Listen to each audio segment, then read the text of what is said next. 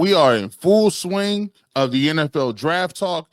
College football is winding down. You got the professional ranks in the playoffs, and it is season to talk draft.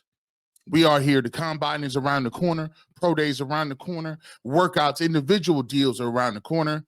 And we are hot and embroiled talking about the quarterback position in Cleveland, Ohio, because we have a number 2 overall pick. And I'm going to let you know something right now. In this video, we're going to play a hypothetical. We're going to put you in charge. We're going to put you are Kevin Stefanski, you are Andrew Berry. And I'm going to let you know why. 3 specific reasons why. If you're in their shoes, you're drafting a quarterback too. We'll come back and talk about it right here on this episode of The Ultimate Browns.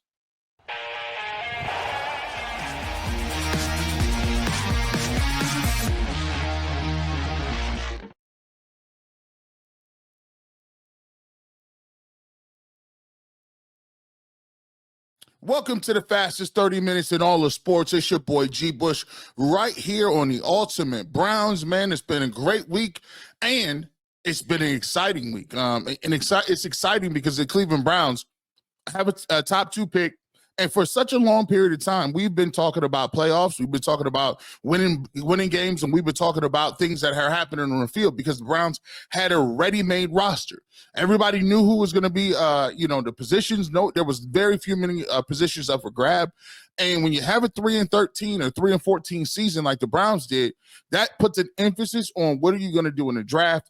And it just so happens that you need a quarterback as well. So people who aren't used to it, some of the younger Browns fans, the draft used to be our Super Bowl. When I did radio, the Browns draft, you could come in and roll the ball out and do 4 or 5 hours of radio just specifically talking about the Browns draft. So this is a situation where we're going to be embroiled in a lot of conversations and nuanced conversations about who the Browns should take at number 2. Should it be a quarterback? Should it be a left tackle? Should it be an end? Should it be a skill position like Travis Hunter? And let me just start off by saying there is no real correct answer so far because we haven't had a lot of the information that's going to come out. So this is an exercise in where we just want your opinion on it. I happen to have, a way that I'm leaning towards, but I can shift just like the wind as well. I can shift in terms of what I see and say, okay, I thought I wanted to go quarterback route. I don't like how so-and-so performed. I don't like what Ward did, Shedeur Sanders. There could be a lot of different things. Travis Hunter could come out and look like a monster, even though I know he already is one. So there's a lot of different things that we could come across that will change our minds, but this is what we're talking about today. I wanted to do a little bit of a different blog because I wanted to make a point and to get you guys thinking about a lot of different things. The reality is, I need you guys to put yourself in the shoes of Kevin Stefanski and in the shoes of Andrew Berry. And in this blog, we're going to tell you, if you were in their shoes, 3 specific reasons why you would probably take a quarterback 2 at number 2, right? First and foremost, we'll get to it, and I'll tease these a little bit later. But I want to just start and get off to a start that sets the table for everything. So one of the main reasons, and the most obvious reason I think a lot of people can look at that the Cleveland Browns will probably draft a quarterback or should draft a quarterback in some people's minds is the fact that Andrew Berry and Kevin Stefanski are on the hot seat. Now, what I want you to do is I want you to put yourself in those guys' positions, right? Take yourself out of the position of a fan who is able to think and play the long game. Take yourself out of the position where, you have 3 to 5 years to do what you want, or you have some sort of job security. Put yourself in their shoes. When you look at it, when you already have had 5 years, right, and you're going into your second contract, the reality of this situation is, some people think that you have more job security in the second contract, which is not necessarily true. The reason you don't necessarily have that much leeway in the second term of your contract, yes, they liked you enough to give you the first deal, but you've already shown a lot of work and you have a lot of data that's available. Think of it like this. When you're a college junior or a sophomore or somebody who's thinking about going back to college, right? and you are a hot prospect, 9 times out of 10, your agent and the people in the league will give you advice to say, you're a hot prospect. Right now, we got you projected as a late first-round pick. I think you should take advantage of that. If you're an older prospect, they're does you no good. If you're an older prospect, doing you no good to come back to college because they've already seen what you were about. Don't stay in college and stay there because now there's a book of business out. Now, next year, guys can scout you a little better.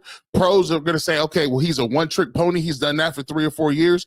When you're the new guy on the block and you don't really, guys that don't have that much information on you, you tend to rise a little higher. So by the time you get to that second contract, and you, Kevin Stefanski, we already know what it is with your penalties. We already know what it is with your track record of developing quarterbacks. We already know all of your downsides. And the only thing that you have right now is a lot of that downsides being the last thing that we saw. The last thing we saw from you is 3-14. Now you go into a year and you have to perform. There is no way that you can hang out and tell yourself that, okay, what we're going to do is we're going to play it safe and get a tackle and draft down and trade down. By the way, I don't understand this thought process as well. If this is a down draft, right? If everyone says this is a down draft and you don't want to draft a quarterback high, why would you then in a down draft count on the fact that you're going to find a diamond in the rough in a already down draft? Like, you're telling me the guys at the top ain't the same, right? They're different, right? They're not the same as other people. They're not as good as the other draft classes. But even though those guys are rated better than everybody else in this draft class, in a weak draft class, you would put your money on guys who aren't as good as them and hope that they turn out to be somebody. I don't get that. Let me know if your rationale in the comment section. But what I'm looking at here is this. If you got to get off to a great start and you got to win at least 8 games, 9 games to keep your jobs, the worst thing that you can do is draft a left tackle and think that you got 3 to 5 years left on your contract. They think that you're going to go around and they're going to keep you and keep you as the head coach or general manager. Think about it, guys. If you were calling the shots, it was your job on the line, would you literally go in and say, yeah, we're going to roll the dice on a left tackle? That doesn't save your job. That doesn't do anything for you. And I get that everybody would like to think that Kevin Stefanski and Andrew Berry are stand-up, solid guys, and they would never think about self-preservation in this situation. They would do exactly what's best for the organization because that's just what people know. It's called human nature. And understand this. Not only besides human nature, the risk reward at quarterback is exponentially higher than it is at left tackle. I give you the Washington Commanders. Am I going to say that it's easy to do what the Commanders did? No, because the Commanders actually fired their whole coaching staff. Browns haven't done that. So they got rid of everybody. They got Jaden Daniels. They already had Terry McLaurin. They got some pieces and parts that were available. Now, granted, they won 4 games last year. They're in the NFC Championship game. And one of the reasons why is because of the tremendous upside and the boost that a quarterback can give you. Is it a risk? Sure it is. We don't know what these guys are going to turn out to be. If you would have told me Andrew Luck would have retired 10 years ago almost, and he wasn't going to be a Hall of Famer, I would have told you were crazy. What we got to understand is we don't have a clue what these guys are and what they're going to be about. You can have an educated guess, and your scouts can do all the due diligence in the world, but it also has to do with a little bit of luck, has to do with the how the player is wired, what you do as a staff to put him in position to make plays, and what scheme and fit does he have when in terms of your organization, right? All those things play a role, but this can't be argued. If you get a quarterback and he is that which we think he is, if he's that dude, you're gonna turn your season around. You can go to the playoffs tomorrow, immediately. That's just what it is. I'm not going to say you can be a contender for a Super Bowl, as in the case, because I don't think the Washington Commanders are going to win a Super Bowl. But, I mean, they're on a trajectory where they're very confident about what they're doing as an organization. You don't get that with any other position. You don't get that with a pass rusher, a corner, a receiver, an offensive lineman, a defensive lineman. You just don't get that level of bump. So if you need your job to be saved, and trust me, Stefanski and Barry, if they do not do what they need to be doing this year, if they don't win, I believe it's at least 8 or 9 games, they're getting fired. The book is already out. 6 years, especially if you start off slow. You know, last year they started off 1-something. You start off 1-something, it's the worst thing that you can do. Because if you start off 1-something and you've used a pick on a left tackle and said quarterback, Cam Ward, Shedeur Sanders, whatever quarterback that you thought you didn't want, they turn out to be the guy, you set yourself back again because you were afraid of the risk reward. And by the way, it's not a slam dunk that just because left tackles or linemen or defensive ends can rush the passer, guys be thinking that those guys can't be busts. Yes, they can. We just had one in Jed Wills here. I've seen left tackle busts all the time. I've seen multiple corners busts before. Gilbert at corner. Remember him? I've seen guys in the top 5, top 10. Listen, Danny Shelton is a defensive lineman. Cam Irving, offensive line, bust. Barkevius Mingo, pass rusher, bust. Like, I've seen countless people bust. But the thing is, people somehow believe they're safe because they're in the trenches. Nah, not the case. But this is just the first part. Let me know. You tell me what you would do. You tell me, if you were Andrew Berry and Kevin Stefanski, your rationale for taking someone other than the quarterback when you're on the hot seat. I need the explanation. Put it in the comment section, and we'll talk about it. When we get back, I'm going to tell you what. This is a big – I almost started with this. This is one of the major reasons why I think the Browns will take a quarterback at number 2, and it has to do with what people have been selling us for forever, and it's called hope. We'll come back and talk about it. It's G-Bish here, right here on The Ultimate Browns.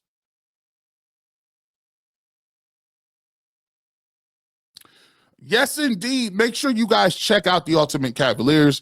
Cavs right now are the top team in the league, have one of the best records in the league. They're going to be all ready to go when it comes playoff time, and you don't want to miss any of the playoff action. You don't want to miss the breakdowns by the Ultimate Cavaliers right here. I say it's the best Cavs content. We do the best Cavs content in the whole entire game. If you're a Cavs fan, make sure you're checking us out right here on the Ultimate Cavaliers. Also, let's make sure we get everything going.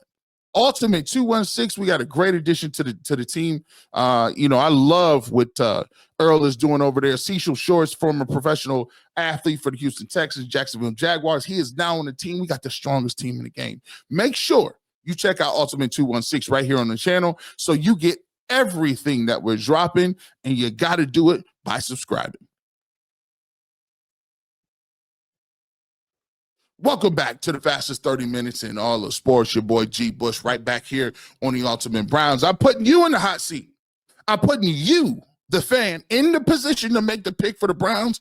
And if you were in this position, I'm going to tell you what, I'm going to let you know something right now. I know why exactly you would take a quarterback at 2 as well. We talked about it before, hot seat. Andrew Berry and Kevin Stefanski are in the hot seat. I think that plays a big role in where you go with that. And the quarterback is the most impactful position that can change your forecast overnight.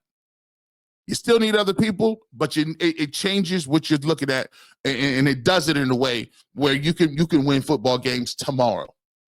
And then the second part is this. A young quarterback gives you hope with the base. Hope is a funny thing. Hope has been sold in this world forever. There's a lot of times where if you can't really have something tangible, the best thing for you to do is have some sort of hope. And right now, the Cleveland Browns have no hope. And what I mean by that is not like that the hope of winning football games. I'm talking about the hope of something that could be done, something that could be yet to be there, something that is not seen today. But if you stay the cause, keep the situation moving, and stay the pace, you'll get to a point where your faith, your energy, and everything that you're doing, the time, energy, and effort that you put in will pay dividends, not today, but tomorrow. And so I asked myself, why was the situation with Baker Mayfield a little bit more different than when we had quarterbacks now? Well, the difference is the Baker Mayfield era was filled with a lots of ups and downs. When you take a look at what Baker was able to do, everybody was on board with Baker to start with. The way he came in, the way he played with against that Jets game, we hadn't won one game in almost 3 years. He comes in, leads us from behind. He's playing against Sam Darnold in that game, who was also a very high pick, and they get it done. They were able to get it done. They won that football game. And Baker, the season as a rookie, breaks the rookie season record for touchdown passes. Everybody was in on Baker, and everybody was excited. It was exciting because you drafted a guy. He was homegrown. You took him with the number one overall pick. You saw him matriculate. You saw him work. You saw him get better. You saw it pay off. He went against the rookie record. Then he wins a playoff game against the Steelers. And when you do that as a homegrown talent, as somebody that you invested in, you have an emotional attachment to him. And it makes the journey that more, it just makes it more meaningful because you were there for the ups and downs. You were there when you were losing. And now we're here because now you're winning. And the guy that you picked is really doing what you thought he would do. You're seeing the progress. The unfortunate part about that is we never really saw it through. We saw what Baker was. They decided he was not good enough for what he wanted to do, and they moved on to something else. You bring in other guys from retreads. You bring in a guy like Deshaun Watson. And one of the things that I started to immediately see was the journey and the process is not the same when you don't draft a guy and he's homegrown. Because to a certain extent, you're seen as a mercenary. To a certain extent, you're seen as a person who is not here. You're a hired sword, and you don't get the grace or the leeway. So you're going to have to play well today and immediately. We don't got time for interceptions. We don't got time for off the field stuff. We gave up a bag of silver and gold to get you, and you need to pay dividends tomorrow. And so when you have those two dichotomies, and when you have those two opposite thought processes, what happens is you start to realize that when you don't have a quarterback and you don't draft one, and you don't invest in one, the people will not invest in them emotionally because they feel like they're Johnny-come-latelys. They hear him a second, gone in another. There is no hope involved with that. And when you're watching the Cleveland Browns and they got Jacoby Brissett, or Case Keenum, or DTR, or PJ Walker, or even Deshaun Watson, or either some of these other guys, there's no hope because you can't. They're basically finished products. They are what they are.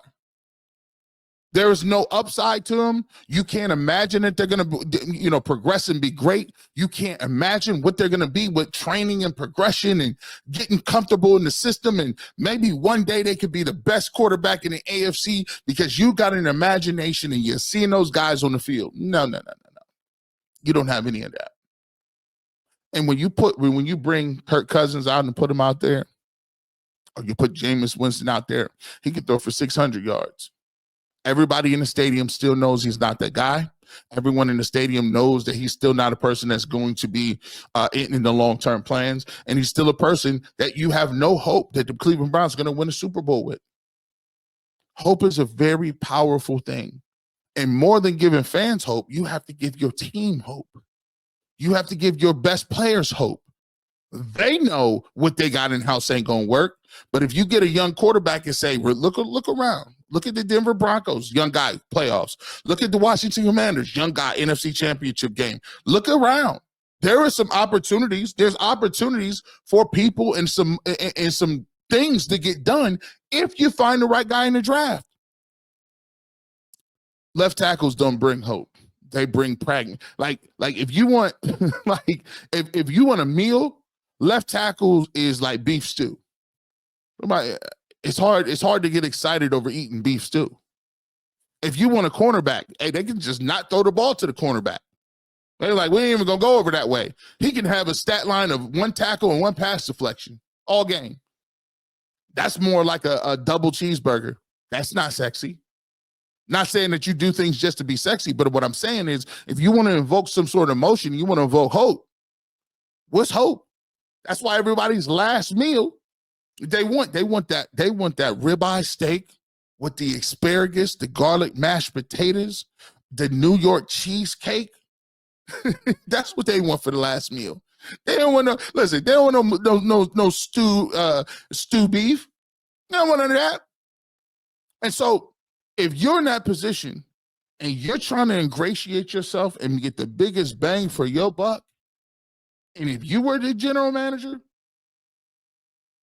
I could sell a quarterback. And guess what? Even if I only get 6 wins and the quarterback is decent, he played well and he shows some sparks, we're going to keep you around. You know why? You don't want to break the regime up that got the quarterback right. Now Kevin Stefanski is saying, well, listen, look what I did with the young guy. He was one of the best rookie quarterbacks, one of the greatest, one of the nicest quarterbacks that came out of this draft. We took a shot on him. Look what he did. You can tout all of his great things that he did for you. And that can buy you another year on his face, just on his own. You go into that second year and you start saying, well, listen, we got the quarterback right. Let's throw some weapons around him. Spend a little money in free agency. Next year, we got that Deshaun Watson money coming off the books. We looking all right? You see, you could talk folks into that, but you can't talk nobody into bringing you back and you only won 5 games. You got a left tackle and a D tackle. Sorry. When we get back, we will get to it. I'm going to tell you why it's not a slam dunk that you're going to have a high pick if you're a bad team. And that also tells you what you should probably do if you do get the pick. You might not want to think long. You think long, you think wrong. We'll talk about it right here on the Ultimate Browns. Yes, we want to let you guys know. Make sure you check it out. Ultimate Browns airs every single Tuesday. 5 p.m. We'll have the clips out. In the off season, we'll be doing 1 episode per week. That's Tuesday at 5 o'clock. Make sure you check it out. If you missed that on Tuesdays at 5, we got you covered on Wednesday, Thursday. We will make sure that we get you those clips out and ready to go. So make sure you hit the notification bell and the subscribe button. We also have a really big announcement coming up probably this week talking about programming alert, and we'll talk about that as well on UCSS. But make sure you check out the Ultimate Browns Tuesdays at 5 p.m. and watch out. We got a big announcement coming up in the next week, only right here on the UCSS network. Welcome back to the fastest 30 minutes in all of sports. It's your boy G. Bush talking quarterbacks and why listen, I'm gonna let you guys know. This is why you would draft a quarterback at number 2 if you were in charge as well. We've talked about it before. Stefanski and Barry on the hot seat, number 1. Number 2, a quarterback gives you not only your fan base hope, but the roster and your veterans hope that things can get turned around quickly. And 3, we'll get into that right now. I think one of the things that is this is the most frustrating part about when you talk about what you should do and what you shouldn't do is the fact that people naturally assume that you're going to have a high draft pick next year in order to get in a position to draft a said quarterback.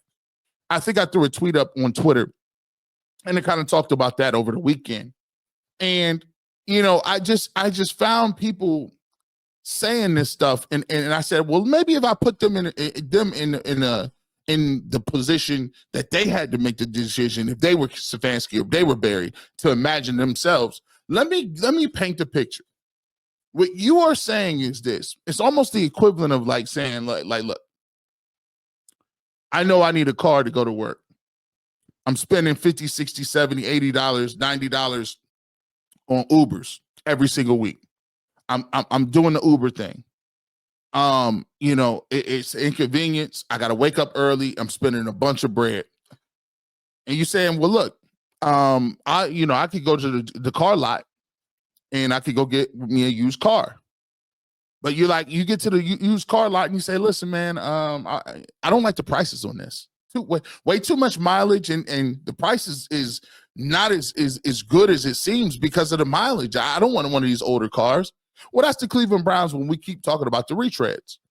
You know what they are. It's a lot of miles in their body in Kirk Cousins. You know what the upside is. You know that what they've gone through. You know they need repairs. You know all that good stuff.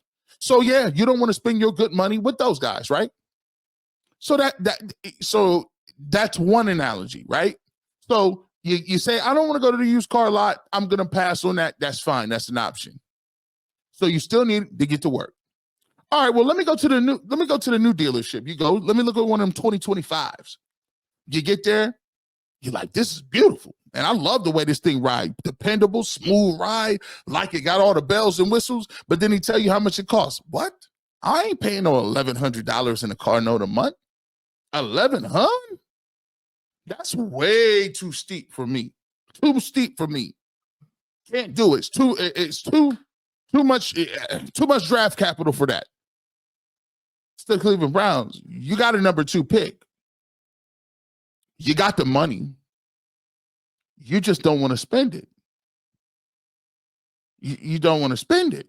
So, okay, yeah, number 2 picks don't come around all that often. You can't predict that you're going to go 3 and something. And even if you do go 3 and something, and even if you do are at a place where you do get the second overall pick, how many coaching regimes and front offices are there to survive a 3-win season?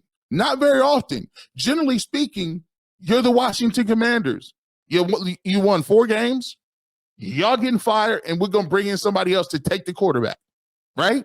So now the Cleveland Browns are in a very unique position where you're Andrew Berry and Kevin Stefanski. You slid. You survived. You did the impossible in a season where you got the second overall pick. Now you're sitting there. What are you going to do?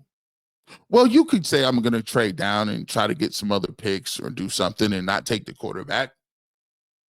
But the cause of why you guys are very bad is what you've been telling me all season. You guys told me all year when Deshaun Watson was quarterback, all we heard was the quarterback is trash. We heard it for 6 months. Now you have an opportunity to do something about the quarterback position, and all of a sudden you want to tout all the other holes that you got.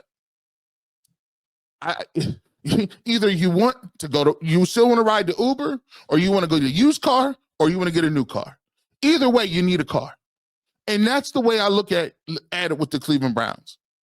Either way, y'all need a quarterback. Y'all need 3 new quarterbacks to fill that room.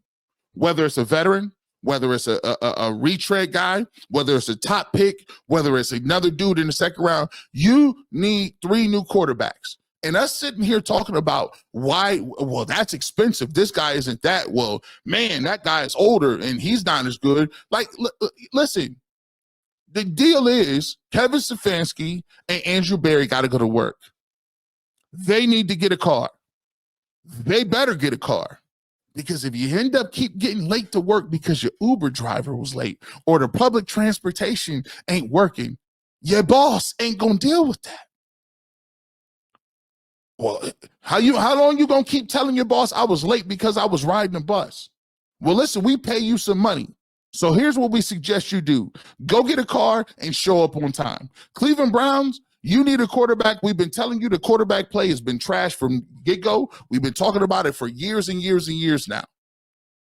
Last year was one of the reasons why you were where you were. It was the quarterback play. You've told us that. Do they need other things? Yes. But there is under no circumstances can you yell, jump, scream, roll around, and be mad all year because you don't have a quarterback, but then get to a point and you don't want to look at any quarterbacks.